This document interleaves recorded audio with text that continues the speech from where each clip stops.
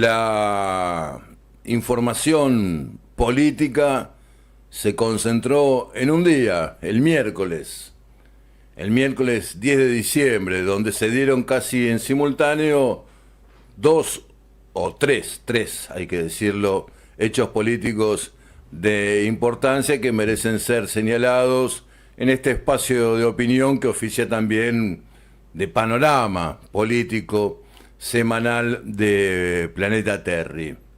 El primero de esos hechos, claro, es la elección de rector en la Universidad Nacional de Luján. Ustedes saben, el sábado pasado estuvo aquí el rector Walter Panesi, que resultó reelecto en la segunda vuelta electoral de la UNLU en el balotaje. Bueno, la elección en la UNLU sí, seguramente es un hecho político destacado por la importancia de la Universidad Nacional de Luján en esta ciudad, la importancia de la Universidad Nacional de Luján en la región y por la definición entre la continuidad de la gestión de Panesi o la ruptura y la llegada al rectorado de la fórmula Elena Craig a Donis Giorgi. Finalmente, ustedes saben que es un sistema complejo, el sistema electoral de la UNLU, donde, bueno, votan los docentes, votan los profesores, es decir, votan por un lado los profesores, por otro lado los docentes auxiliares, por otro lado los estudiantes, por otro lado las y los no docentes y también los graduados. Cada uno de esos claustros tiene una representación, entre todos reúnen 100 unidades selectivas, los profesores tienen 47, los estudiantes tienen 30, los docentes auxiliares tienen 11, los no docentes tienen 7 y los graduados tienen 5. Esas son las representaciones, las diferentes representaciones. Se trata de un voto que se denomina ponderado y al interior de cada uno de esos claustros se define cómo se distribuyen esas unidades electivas. La elección fue muy pareja, había sido muy pareja la primera vuelta, que habían obtenido 50 unidades electivas cada una, y se destrabó en el claustro estudiantil. Tal como en la primera vuelta, Panesi ganó en el claustro de profesores por una unidad electiva, 24 a 23. Craig ganó en el claustro de docentes auxiliares, 6 a 5, del mismo modo que en la primera vuelta. Panesi se impuso en el claustro no docente, 5 a 2, tal como en la primera vuelta. Pero en el ámbito estudiantil, que Craig había ganado claramente en la primera vuelta, 17 a 13, esta vez hubo empate, fue 15 a 15, y esto determinó que la elección, que el balotaje se definiese en favor de Panesi. Curiosidades, quizás, acaso, para la anécdota o para tener en cuenta para la próxima elección.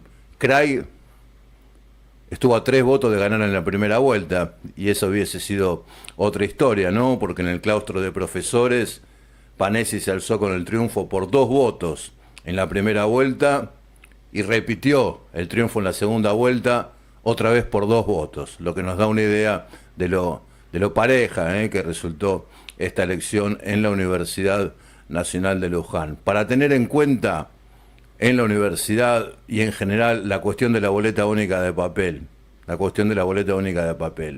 En la primera vuelta, en el claustro estudiantil, entre votos blancos y votos nulos, el 23% de las personas que se acercaron a votar.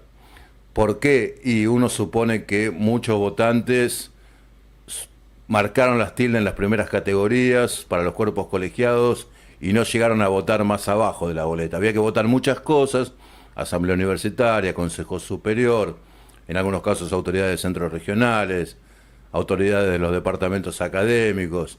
Entonces fue muy alta la incidencia del voto en blanco. En la segunda vuelta, cuando era sencillamente elegir por una fórmula del rectorado u otra, hubo menos del 3% de voto en blanco. Es decir, que es para pensar también si se va a seguir con el sistema de boleta única de papel, si se va a implantar también en la provincia como resulta posible, Bueno, pensarlo bien, porque cuando haya que votar muchas cosas, puede suceder que en las últimas categorías los votantes no lleguen a votar. En definitiva, ganó Panesi en la continuidad de un proyecto que privilegió la integración territorial de la Universidad Nacional de Luján, la relación con la comunidad, con los municipios, con el sector productivo, y que ahora Panesi, en este caso con Miguel Ángel Núñez como vicerrector, bueno, tendrá el impulso que le da la legitimidad de los votos para esta segunda gestión al frente del rectorado de Luján. Primer hecho político destacado de la semana, el miércoles 10 de diciembre. El mismo miércoles 10 de diciembre asumieron los concejales y concejalas electos el 7 de septiembre. En un lugar creo que inédito, yo no recuerdo que en alguna otra oportunidad se haya hecho este acto, esta sesión preparatoria frente a la Casa Municipal, en la propia calle San Martín, entre la Casa Municipal y la Plaza Colón, se ubicaron las bancas, se sentaron los concejales, las concejalas, 12 bancas de un lado, las que tienen que ver con el oficialismo, 8 bancas del otro lado, las que tienen que ver con la oposición local, para que juren los nuevos concejales. Algunos de ellos no son nuevos concejales porque fueron reelectos, porque renovaron sus bancas. Una sesión preparatoria que, bueno, como suele suceder, tiene su color, cada uno de los concejales, de las concejalas, tenía su público, en algunos casos podríamos hasta decir su propia hinchada, hubo algunos cánticos partidarios, algún desubique también que nunca falta, y de acuerdo a lo previsto, a lo que se había hablado en la semana, lo que se había informado, ya se sabía. Bueno, Federico Banín, que en unos minutos va a estar aquí en los estudios de Líder, resultó electo presidente del Consejo Deliberante de Luján, sucediendo a César Ciror. César Ciror, como ustedes saben, ocupa ya la Secretaría de Desarrollo Humano del municipio, que es el cargo que tenía Banín en una suerte de enroque que dispuso el intendente Leonardo Boto para la continuidad de su gobierno.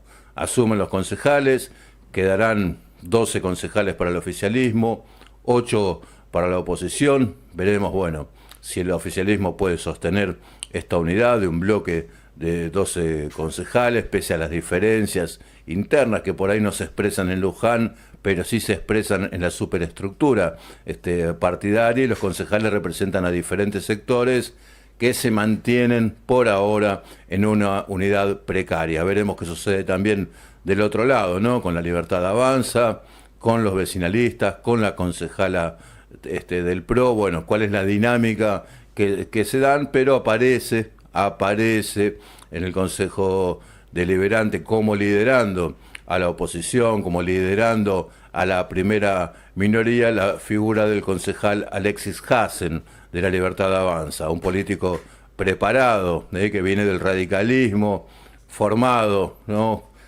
Al lado de una figura como Fernando Casset, expresidente del Consejo Deliberante. Bueno, no quiere venir a Planeta Terry, Hassen. Lo hemos invitado, dice que no va a ir a programa de televisión en general.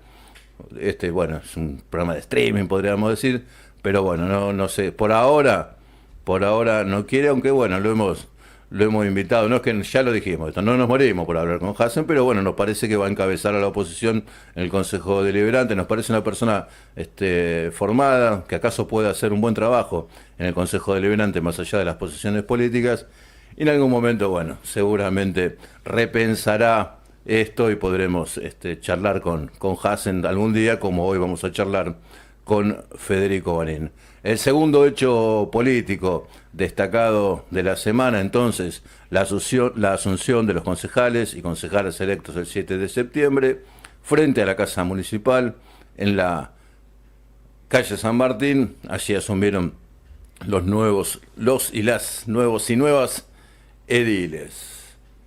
El tercer hecho es un hecho que sucedió en simultáneo, lástima, ¿no? Porque bueno, no hubo, creo yo, manera de acomodar los horarios y los días, y es el acto que cada 10 de diciembre lleva adelante la Comisión de Familiares y Amigos de Detenidos Desaparecidos Luján.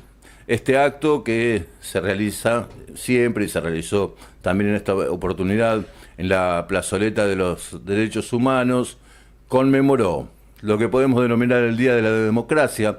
El 10 de diciembre, ustedes saben que se conmemora la llegada al gobierno del presidente Raúl Alfonsín en 1983, es decir, el retorno de la Argentina a la democracia después de la dictadura genocida, de la noche más oscura, ¿no?, para la vida política, social y económica de la Argentina. Bueno, 42 años, ¿no?, de aquel regreso a la democracia de 1983. Se celebra, claro, el 10 de diciembre, es el Día Universal de los Derechos Humanos, aunque bueno, claro, la declaración, el documento que hizo conocer la Comisión de Familiares y Amigos de Detenidos Desaparecidos, señalaba que esta declaración de las Naciones Unidas de 1948, por la cual se celebra el Día Universal de los Derechos Humanos, lamentablemente a esta altura es solo una declaración que no se tiene demasiado en cuenta por los gobiernos del mundo. Señalaba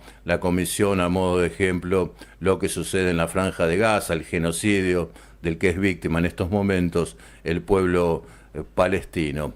También se conmemoró en ese acto, en la plazoleta de los derechos humanos, el aniversario de la creación, los 40 años de la creación de la filial Luján de Madres de Plaza de Mayo, el recuerdo de Ana Aguirre, de María Rosa de Palazzo, las madres de Luján ya fallecidas, que desde 1985 llevan adelante la lucha también en esta ciudad. Entiendo que era la filial Luján Mercedes. Y también se conmemoró en este 10 de diciembre de 2025 los 40 años de la sentencia a las juntas militares.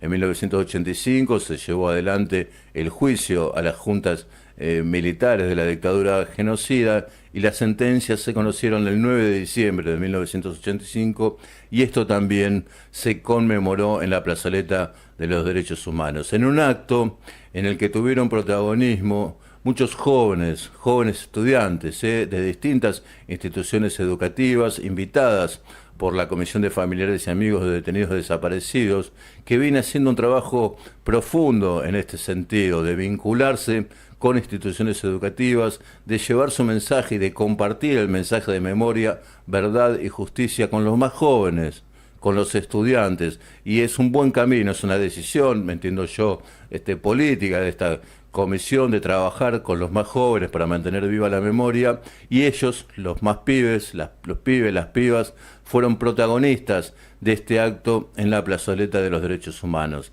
Se leyó, se compartió en ese acto, como sucede habitualmente, un documento fijando posición respecto de la coyuntura de la Comisión de Familiares y Amigos de Detenidos Desaparecidos. Un documento, por supuesto, muy crítico con el actual gobierno nacional, y que señala en particular una cuestión en la que nos parece que es preciso que nos detengamos. Dice la gente de la Comisión de Familiares y Amigos de Detenidos Desaparecidos Luján que sin derechos humanos no hay democracia. Y es cierto, y tienen razón, y entiendo que esta afirmación interpela también a los otros hechos políticos del mismo miércoles, ¿no? La elección en la Universidad Nacional de Luján, que hizo, bueno, mostró su democracia interna, su vida democrática. No siempre fue tan democrática la vida de la universidad. Recordemos que durante la dictadura la universidad fue primero intervenida con un rector designado por el gobierno militar, el ingeniero Amado, y luego la universidad directamente fue cerrada por la dictadura. También interpela esta cuestión, ¿no?, que sin derechos humanos no hay democracia. El propio Consejo Deliberante, ¿no? Bueno, la universidad también debemos pensar en estos momentos, atenazada, sin financiamiento, con los salarios de los docentes por el piso, con el salario de los trabajadores y las trabajadoras no docentes por el piso, desguazado, desarmado, con la ley de financiamiento universitario aprobada, vetada, ratificada por el Congreso y desoída en una actitud ilegal por parte del gobierno de Milei sin financiamiento. Interpela esta cuestión de la democracia, de si realmente estamos en democracia, porque aunque elijamos concejales, después el municipio se ve muy apretado en sus posibilidades de financiamiento. El gobierno nacional está intentando negarle a la provincia de Buenos Aires la posibilidad de financiamiento, y esto negarle también la posibilidad de financiamiento a los municipios. Realmente hay democracia cuando el municipio, en vez de atender a sus tareas fundamentales, tiene que estar tratando de dar respuesta a las necesidades básicas, sociales, elementales de la población del distrito. Realmente hay democracia. Hay democracia cuando los trabajadores y las trabajadoras vemos recortados nuestros derechos, cuando se plantean proyectos de ley en la que empiezan a directamente querer negarnos las vacaciones, o que trabajemos en cualquier horario a disponibilidad del patrón sin mayor recompensa, o que se reduzcan las indemnizaciones que la deban pagar los propios trabajadores a la vez que se desfinancian las cajas jubilatorias. Realmente hay democracia cuando se plantea lo que denominan una reforma educativa absolutamente regresiva, que nos regrese a épocas pre-sarmientinas directamente, y a eso lo llaman modernización. Es correcto el planteo y recomendable el documento de la Comisión de Familiares y Amigos de Detenidos Desaparecidos con su planteo. Bueno, realmente hay democracia si no hay derechos humanos, y se puede ampliar en esta mañana de sábado el planteo. Realmente hay democracia con un gobierno que piensa que la justicia social es una aberración. Realmente hay democracia con trabajadores sin derechos. Realmente hay democracia con más de la mitad de la población argentina en situación de pobreza.